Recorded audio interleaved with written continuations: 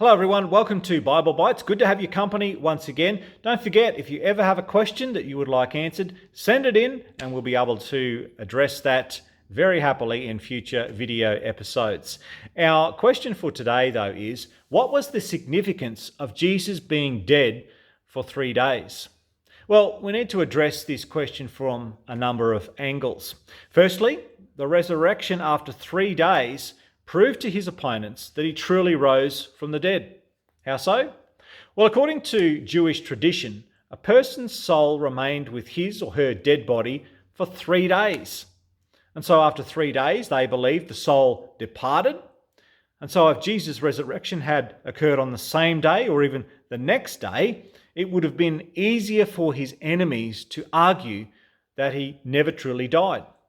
Think back to an earlier story. Significantly, Jesus waited several days after Lazarus had died before he came to resurrect Lazarus. Why? So that no one could deny that miracle. A second reason it was important for Jesus to be dead or in the tomb for 3 days was to fulfill biblical prophecy.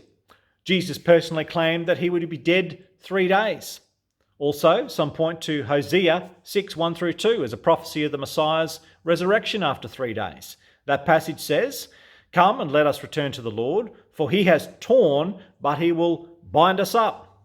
After 2 days he will revive us. On the third day he will raise us up, that we may live in his sight." And so this might also be the passage that Paul refers to in 1 Corinthians 15:4, where he says that Jesus was raised on the third day according to the scriptures.